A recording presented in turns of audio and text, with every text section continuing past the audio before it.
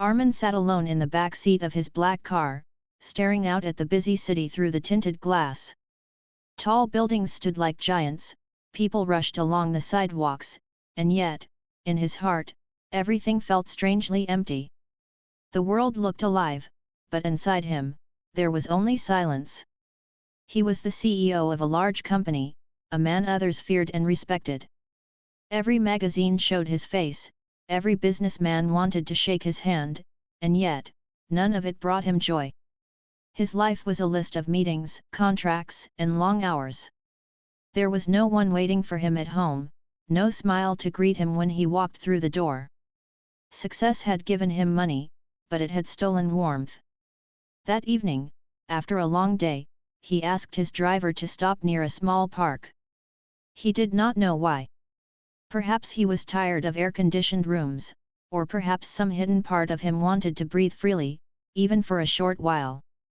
Armin stepped out, his polished shoes touching the ground that smelled of grass and earth. The sun was slowly setting, painting the sky in shades of orange and gold. Children's laughter echoed through the park, mixing with the sound of birds returning home. Armin stood near a bench, his tall figure looking out of place among the simple families and playful children. For years, he had avoided such places, afraid they would remind him of what he did not have. But today, he could not walk away. Something in the air held him still. As he watched, a small girl, no more than 6, ran across the grass. She had 2 little braids bouncing on her shoulders and wore a simple blue dress. Her cheeks were round, her smile bright. She was chasing after a paper butterfly she had made herself, giggling as the wind carried it farther away. Armin's lips curved slightly just for a moment as he watched her joy. Suddenly, the paper butterfly flew near his feet.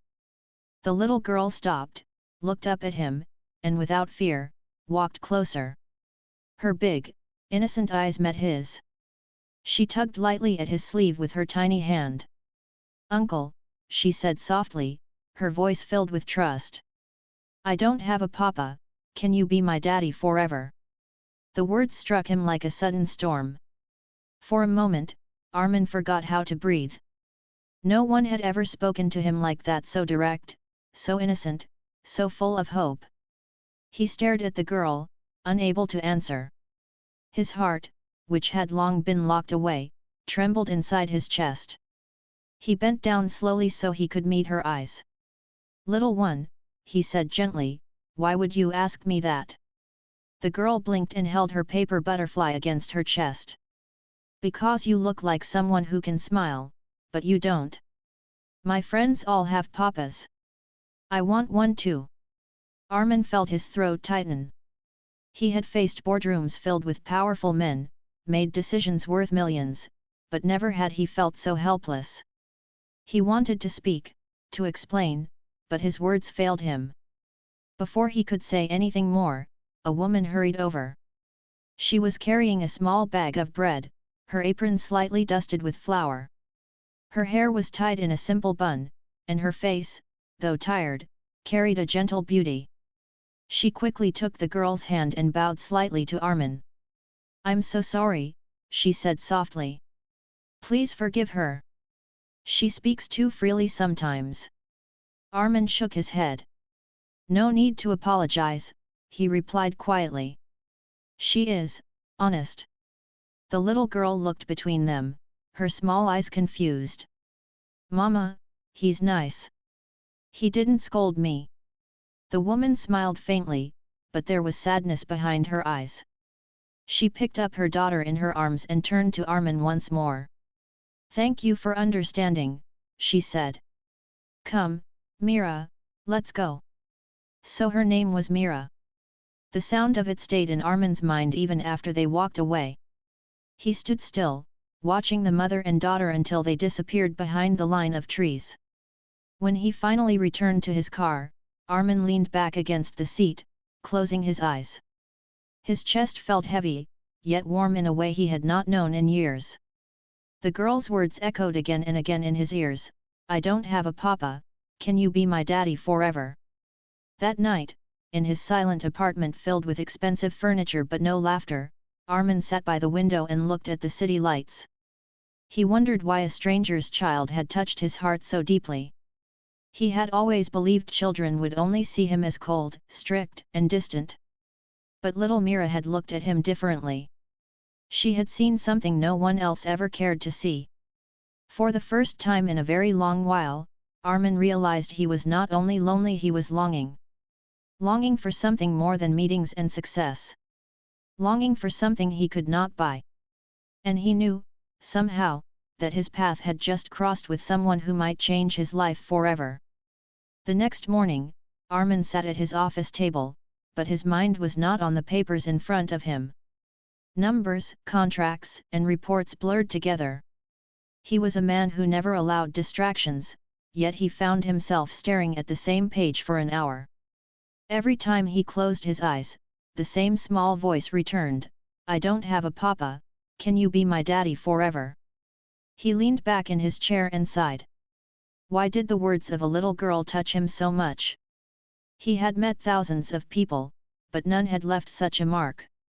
Perhaps because her innocent eyes reminded him of something he had lost long ago, something called family. That evening, when work was over, Armin told his driver to take him by the same park. He did not even know why. A part of him hoped to see the little girl again, though another part warned him he was being foolish. Still, his car stopped near the small bakery at the corner of the park. The smell of fresh bread filled the air. People lined up outside, holding bags and smiling as they bought warm loaves. Armin stepped out quietly, his tall figure once again standing out among the simple crowd. He watched through the glass window. Behind the counter stood the same woman from yesterday, wearing her apron and serving customers with a tired but patient smile. And there she was, Mira. She was sitting on a small stool behind the counter, drawing on a piece of paper with crayons. Her small legs swung back and forth, not even reaching the ground. She looked up suddenly and spotted Armin outside. Her face lit up, and she waved excitedly. "Uncle," she called out, her voice carrying through the half-open door. The customers turned to look, but Armin only gave a small nod and walked inside. He had faced rooms filled with reporters, but today his steps felt strangely nervous. Ronnie, the woman, looked surprised when she saw him. She quickly handed change to a customer and then turned to Armin. "Good evening," she said politely, though her tone carried caution. "Would you like some bread?" Armin gave a small smile. "Yes. And maybe some tea, if you serve it here." She hesitated for a second but then nodded. "We do. Please, have a seat." Armin sat at one of the small wooden tables near the corner. Mira immediately left her stool and came running over. Without asking, she pulled a chair beside him and climbed up. "You came back," she said happily, resting her chin on her hand as she looked at him. Armin chuckled softly. "Yes, I did. How are you, Mira?" "I'm good. Mama gave me colors today. I'm making a new butterfly." She showed him her paper proudly, where she had drawn a bright orange butterfly. Armin's eyes softened. "It's beautiful. You're very talented." Mira's smile grew wider. She whispered, almost as if sharing a secret, "I knew you would come back. I told Mama you're nice." Just then, Ronnie came over with a tray. She placed a cup of tea and a small plate of bread before him. "Here you go," she said quietly. Then, with a gentle but firm tone, she added, "Mira, don't trouble him. Let the man eat." Mira pouted but nodded. "I'm not troubling. I'm just talking." Armin smiled faintly and took a sip of the tea. It was simple but warm, and for some reason, it tasted better than anything he had at his office. He looked up at Ronnie. "Your bakery, it's very nice. Do you run it alone?" Ronnie sat down across from him for a moment, her hands folded in her lap. "Yes. My husband passed away a few years ago. Since then, it has just been me and Mira. This bakery is all we have. It's hard, but it keeps food on the table." Her words were spoken calmly, but Armin could feel the weight behind them. He glanced at Mira, who was still drawing happily, unaware of how heavy her mother's burden was. "I'm sorry," Armin said quietly. "That must not be easy." Ronnie gave a small smile, though it was filled with sadness. "Life is never easy. But Mira is my strength. She keeps me moving forward." Armin looked at the little girl again. She was humming softly as she colored, her small hands working carefully. For a child who had lost so much, she carried such light within her. It amazed him. "Yesterday," Armin said slowly, "she asked me something unusual." Ronnie sighed and lowered her eyes. "Yes. She has been saying things like that. She misses having a father. No matter how much I give, I cannot fill that space in her heart. I keep telling her not to say such things to strangers, but," her voice broke slightly. "But she is only a child. She only speaks what she feels." Armin did not reply for a long moment. He simply watched Mira, her little fingers carefully tracing lines of color. Then he said softly, "Sometimes children speak truths adults are too afraid to say." Ronnie looked at him, surprised by his words. But before she could answer, more customers entered, and she stood up quickly, returning to her work. Armin stayed for a while, eating his bread slowly, listening to the sound of the bakery people talking, the bell ringing at the door, the clatter of trays. It was nothing like his cold, silent office, but somehow, it felt alive. When he finally stood to leave, Mira jumped down from her chair and ran after him. She grabbed his hand with her tiny one and whispered, "Uncle, don't forget us, okay?" Armin looked down at her, his chest tightening once more. He knelt to her level and said gently, "I won't forget you, Mira." As he walked out, the little girl's handprint still felt warm against his own. He knew this was not the last time he would return. Something about that small bakery, and the two souls inside it, had already begun to pull him back like a quiet home he never knew he needed. The next few days passed, but Armin's thoughts never left the small bakery and the child who had called him uncle. He sat in his office surrounded by files, screens, and assistants waiting for his instructions, yet his mind kept wandering back to the sound of Mira's laugh and the quiet strength in Ronnie's eyes. For years, his company had been his entire life. He was known in the business world as a man without weakness, a leader who never smiled. His employees respected him but also feared him, whispering in hallways about how cold their CEO was. But lately, they noticed something strange. Armin was quieter, yes, but not in his usual harsh way. He was distracted, softer around the edges. Even the assistant who usually trembled when entering his office found that his voice was not as sharp as before. But Armin himself felt unsettled. He had spent his life building walls around his heart, walls made of discipline and loneliness. Yet a little girl's innocent words had cracked them open. One evening, after finishing his meeting earlier than expected, Armin decided to return to the bakery. The driver, surprised, asked, "Sir, should I take you to your apartment?" Armin paused for a second before replying, "No. To the bakery near the park." The bakery was warm and filled with the sweet smell of fresh buns when he entered. This time, Ronnie was busy arranging trays near the counter, while Mira was sitting with a schoolbook, her tiny hand moving slowly across the page as she practiced writing letters. The bell above the door rang, and Mira looked up immediately. Her face lit with joy. "Uncle Armin," she cried, dropping her pencil and rushing toward him. She hugged his leg tightly, and though he was not used to such affection, Armin gently patted her head. Ronnie looked up in surprise but quickly composed herself. "Good evening," she said softly. "You came again?" Armin nodded. "Yes. I was passing by." It was not the truth, but it was the only explanation he could offer. He sat at a corner table again, and Mira followed him as if it was the most natural thing. She placed her schoolbook in front of him. "Uncle, look. I wrote my name today. Mama said it's neat." Armin leaned closer. On the page, in uneven but careful letters, was written, "Mira." He felt an unfamiliar warmth in his chest. "You did very well," he said sincerely. "You're a smart girl." Mira's eyes sparkled. She loved praise, especially from him. "Uncle, do you have a daughter?" she asked suddenly. The question made Armin freeze.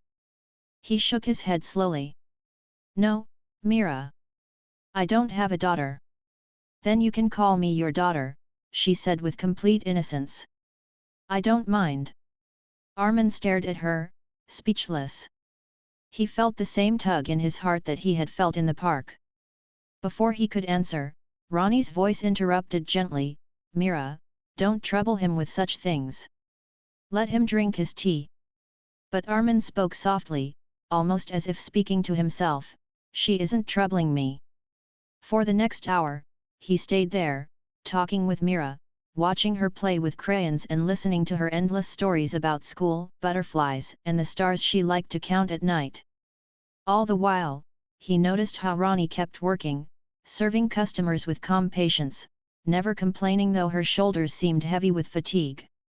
Later, as he left, he found himself thinking about his own childhood. Memories he had buried for years began to return. His parents had died when he was young, and though relatives had raised him, he had never felt true affection. He had promised himself back then that he would never depend on anyone, that he would become strong enough to never feel that kind of loss again. And he had succeeded. His company was proof of his strength. But what had it given him?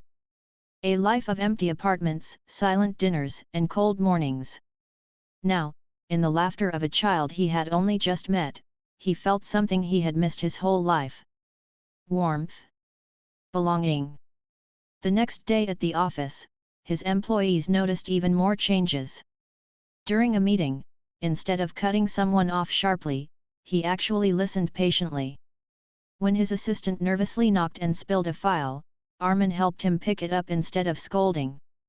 Whispers spread quickly through the staff, "The CEO looks different. Did you see?" He smiled a little.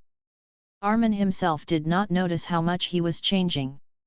All he knew was that his evenings now felt incomplete if he did not stop by the bakery. One evening, as he walked out of the bakery, Mira ran after him again. She slipped a folded paper into his hand. "Uncle, don't open it now. Open it at home." Curious, Armin nodded. That night, sitting in his quiet apartment, he opened the paper. It was a drawing. In it, she had drawn 3 figures holding hands, a small girl in the middle, a woman on one side, and a tall man on the other. Above them was a bright yellow sun, and under it she had written in shaky letters, "My family." Armin stared at the paper for a long time, his eyes stinging in a way they hadn't in years. He carefully placed the drawing on his desk, where it stood out among the polished glass and metal. For the first time in his life, the CEO who never smiled found himself whispering to the empty room, "Maybe. I don't want to be alone anymore." The following week, the bakery became more than just a small shop for Armin. It turned into a quiet corner of peace where his heavy heart felt light. His workdays still demanded his full attention, but every evening his thoughts drifted toward the little shop near the park. It became routine.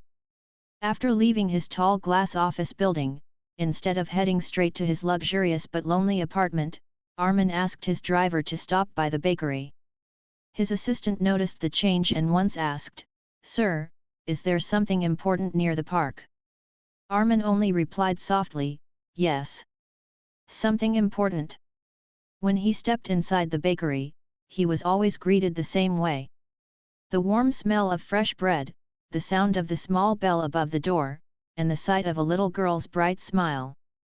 "Uncle Armin!" Mira would shout with joy, running toward him. She would hug his leg or show him whatever new thing she had drawn that day. Sometimes it was a flower, sometimes a house, and once it was a big cake with candles. Ronnie, though polite, was still careful. She always thanked him for visiting, but there was a quiet distance in her voice, as if she did not want to depend on anyone.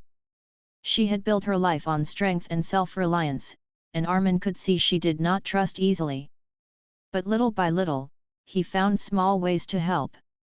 One rainy evening, when the bakery's roof started to leak, Armin arranged for a repairman the very next morning. Ronnie tried to protest, saying she could manage, but he simply said, "Consider it my thank you for the best bread I've ever tasted." Another day, when the bakery was short on supplies, Armin quietly called one of his managers and had the best quality flour delivered. Ronnie sighed but accepted it, knowing she could not stop him once he made a decision. Mira, however, was free of all hesitation. To her, Armin was no longer just a kind customer. He had become someone she looked for every evening, someone she wanted to share her small world with. One evening, as Armin sat at the little table sipping tea, Mira climbed into the chair beside him with her school bag. "Uncle, can you help me with my homework?" she asked.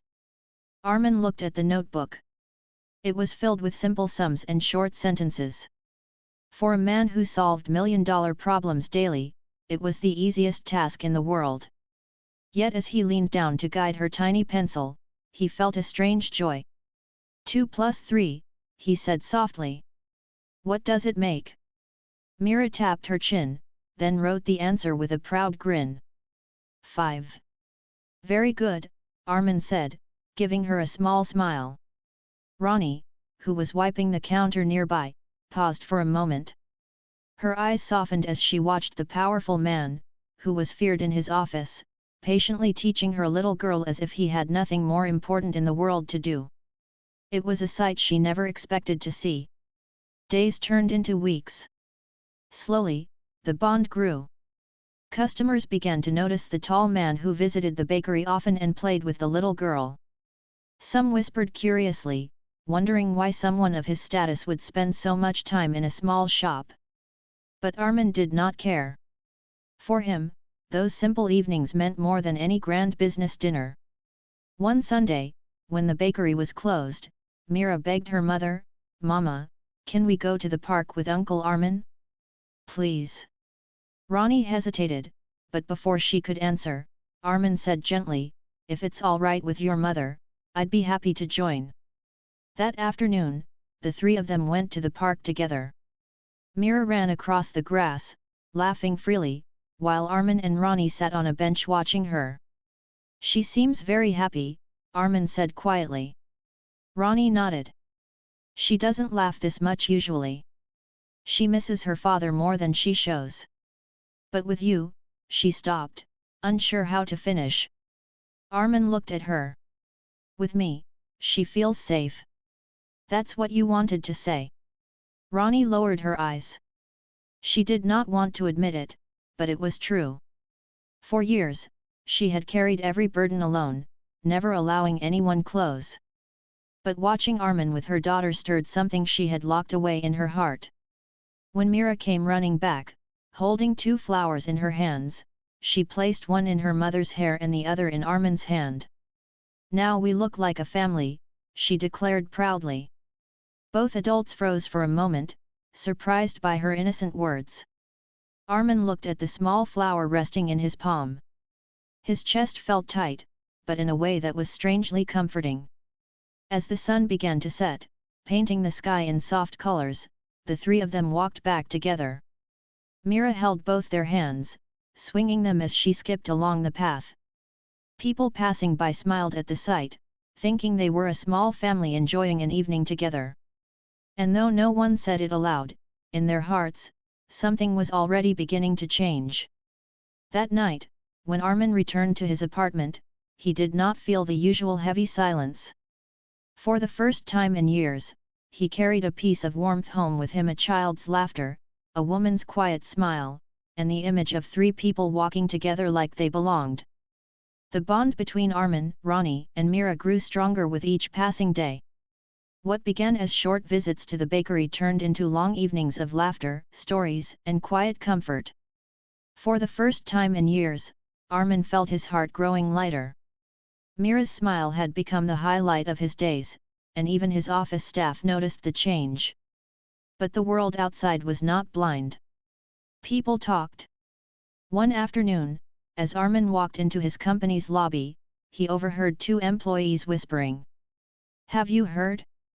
The boss spends time in a small bakery these days." "Yes, with a single mother and her child." "Strange, isn't it?" Armin's steps slowed, but he did not say anything. He entered the elevator silently, his expression unreadable. Still, the words stayed with him. He knew the business world was quick to judge, and soon, gossip would grow. That evening, when he arrived at the bakery, he noticed Ronnie looked restless. She served customers as usual, but her eyes were troubled. When the shop grew quiet, she finally spoke. "Armin," she said softly, not meeting his gaze, "people are starting to talk. They see you here often. I don't want anyone to think badly of you, or of us." Armin frowned. "Why should it matter what people think? I come here because I want to." Ronnie sighed. "It matters because the world is cruel with its words. You are a respected man. I don't want your name connected with mine in some cheap gossip. And more than that," she looked toward Mira, who was happily drawing by the window. "I don't want my daughter to get hurt. If she grows too close to you, and one day you leave, she will break." Armin's chest tightened at her words. He looked at the little girl, so full of trust, and realized Ronnie was right. Mira's heart was fragile, and if he walked away, the wound would be deep. But leaving was not something he could imagine anymore. That night, back in his apartment, Armin stood by the window, staring at the city lights. For years, he had been alone, convincing himself he needed nothing more. Yet now, he could not stop thinking of a small bakery, of the woman with quiet strength, and of the child who called him uncle with so much love. The next few days, Armin tried to keep some distance. He arrived at the bakery less often, staying only a short while. Mira noticed immediately. One evening, when he was about to leave, Mira ran after him and grabbed his hand. Her eyes filled with tears. "Uncle, why don't you come like before? Did I do something wrong?" Armin knelt in front of her, his heart breaking at her trembling voice. "No, Mira. You did nothing wrong. I just..."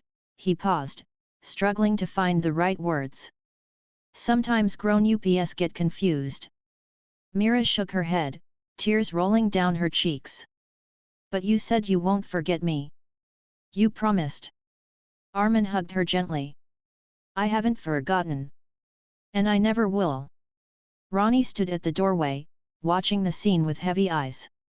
She wanted to protect her daughter, but she also saw how much Mira's happiness was tied to this man. And in her own heart, though she tried to deny it, Armin's presence had begun to feel like a shield, like something she had silently longed for. The struggle was not only hers. Armin himself battled with fear. Could he truly be part of their lives? He had never been a father, never been part of a family since his own had been lost. Could he fill such a role, or would he only bring disappointment? One evening, as he sat in his office long after everyone else had gone, Armin opened his drawer. Inside was the folded drawing Mira had once given him, the one where she had drawn 3 figures holding hands under a bright sun. He stared at it for a long time. His hand shook slightly as he touched the paper. That small drawing spoke louder than any words. It told him what Mira wanted, what she dreamed of. And deep inside, he realized it was what he wanted too. Still, doubts shadowed his mind. What if Ronnie never trusted him? What if society's whispers became too loud? What if he failed them both? The next day, he visited the bakery again. Mira ran to him as usual, her earlier sadness replaced with joy at seeing him. But Ronnie's eyes were serious. After putting Mira to bed in the small room at the back, she returned to speak to him. "Armin," she began, her voice steady but low, "I am grateful for everything you have done. For helping with the bakery, for caring for Mira, but I cannot let this continue without clarity. My daughter is becoming too attached to you. If one day you decide to walk away, she will not understand. She will suffer. Armin met her eyes, his own filled with conflict. I don't want to hurt her. Or you. Then think carefully, Ronnie said firmly. Because my daughter's happiness is not a game. If you cannot stay, it's better not to step further. Her words stayed with him long after he left. That night, Armin lay awake, staring at the ceiling. His heart was heavy with fear, yet filled with longing. He knew the truth now, Mira's little voice, her innocent plea, had awakened something inside him he could never silence. The question was no longer whether he wanted to stay, it was whether he had the courage to become the person both Mira and Ronnie needed him to be. The days after Ronnie's words felt heavy for Armin. Her voice echoed in his mind, if one day you decide to walk away, she will not understand. She will suffer. For the first time in his life, he was not thinking about contracts or profits. He was thinking about a child's innocent smile and a woman's worried eyes. Every choice he made seemed small compared to the decision waiting in his heart. Armin had always been afraid of weakness. He had lived his life proving he was strong, that he needed no one. But now, he understood something different. Strength was not about being alone, it was about having the courage to hold on to people and never let them go. One evening, unable to bear the silence of his apartment, Armin went to the bakery. The shop was almost empty, only a few customers finishing their tea. Mira was in the corner, building a small tower with wooden blocks. She saw him enter and jumped up with delight. "Uncle Armin," she shouted, running to him. She hugged him tightly, as if afraid he would vanish again. Armin lifted her in his arms. "Did you miss me?" he asked softly. "Yes," she whispered against his shoulder. "Mama said you were busy. But I thought maybe you don't like me anymore." Armin's chest ached at her words. "No, Mira. That will never happen. I could never stop liking you." Ronnie, standing behind the counter, watched the scene quietly. Her hands trembled as she wiped the surface with a cloth. She had tried to protect her daughter, to keep her heart safe, but Mira's joy whenever Armin was near was undeniable. When the last customer left, Armin asked gently, "Ronnie, may I speak with you?" She hesitated but nodded. Mira, sensing the serious tone, sat back down with her blocks, though her curious eyes kept glancing at them. Armin's voice was low but steady. "I know what you fear. You're afraid I'll leave one day, and Mira will be hurt. You're afraid I'll bring her hope and then take it away." Ronnie's eyes filled with quiet pain. "Yes. I cannot let her heart break again. She has already lost her father.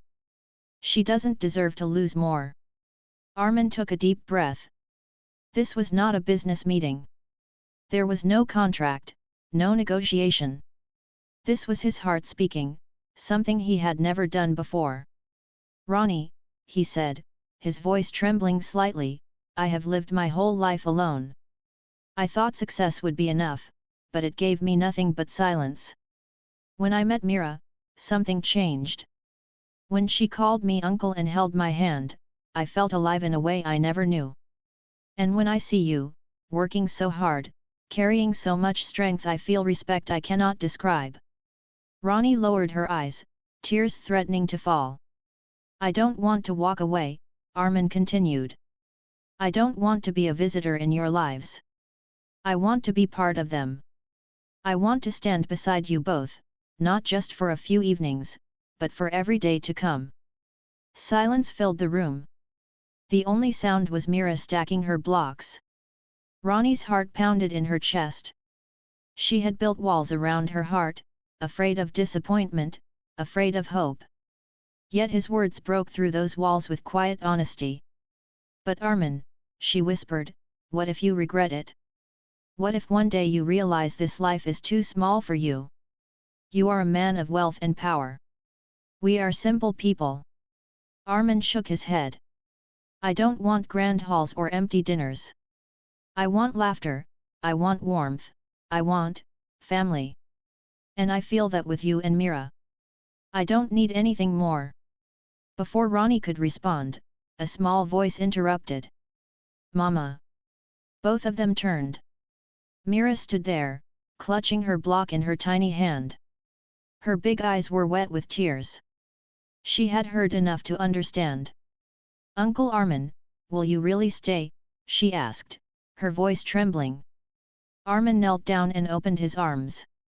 Mira rushed into them, hugging him tightly. Please be my daddy forever, she whispered, her voice breaking. Armin closed his eyes, holding her close. Yes, Mira. If you want me, I'll be here. Forever. Ronnie covered her mouth with her hand, tears streaming down her cheeks. She had been afraid of hope, but at that moment, she saw the truth. Armin's words were not empty promises.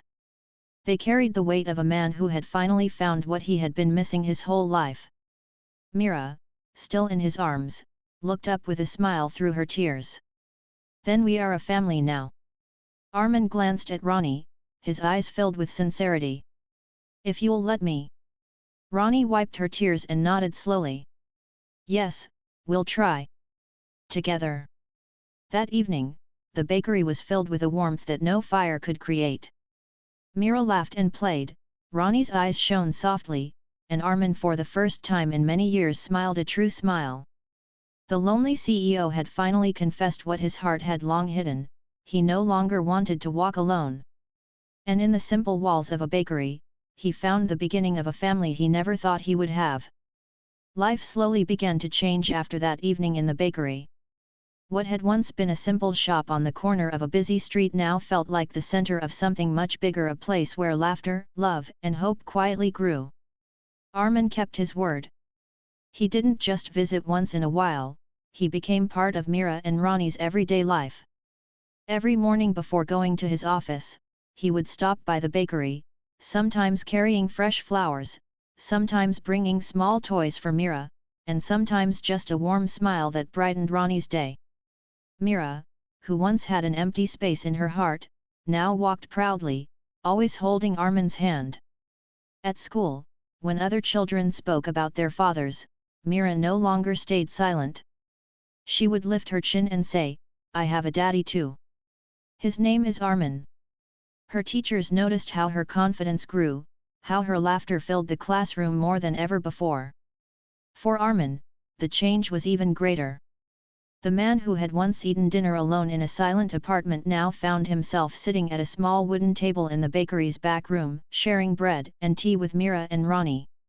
He would watch Ronnie serve food with gentle care, listen to Mira's endless stories, and feel something he had never felt before: peace. One evening, after closing the bakery, they all went to the park. The sky was painted with soft colors of sunset, and children ran around with kites. Mira pulled both of their hands, laughing. Come on! Let's fly a kite! Armin, who had never touched a kite before, tried to follow her instructions.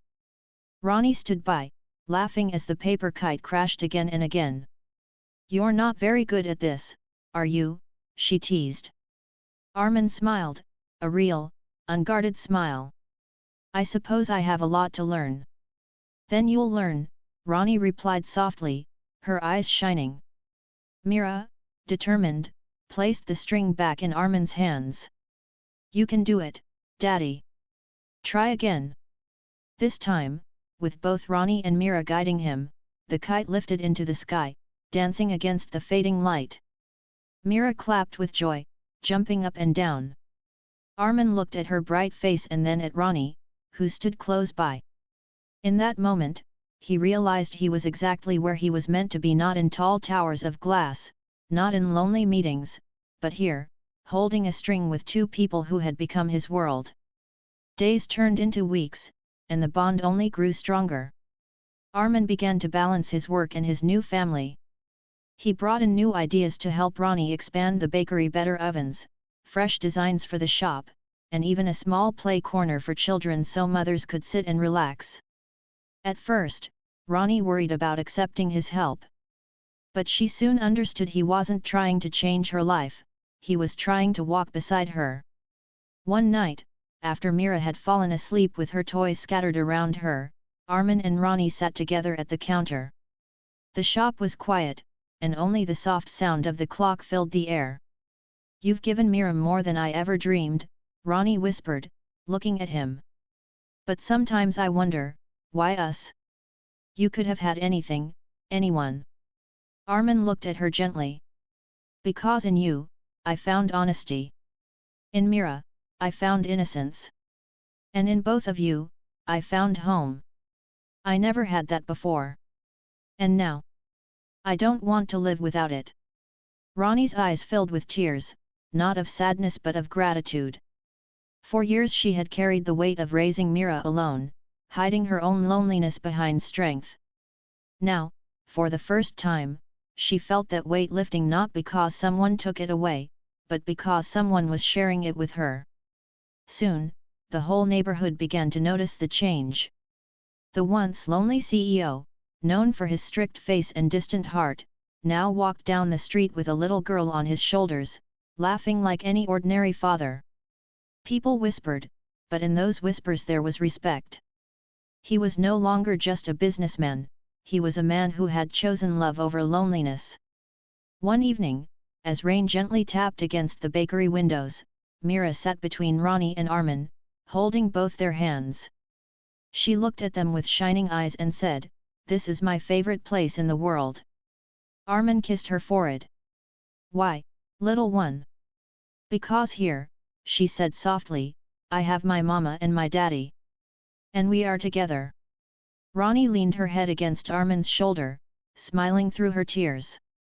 In that small moment, they all understood family was not about perfect beginnings or easy roads. It was about choosing each other every single day, no matter how hard life became. The lonely CEO was no longer lonely. The hard-working mother was no longer carrying her burdens alone. And the little girl who once whispered, "I don't have a papa," now proudly held her father's hand, certain he would never let go. It was not the end of their story. It was the beginning of a new one, a story written not with wealth or power, but with laughter, kindness, and the promise of forever.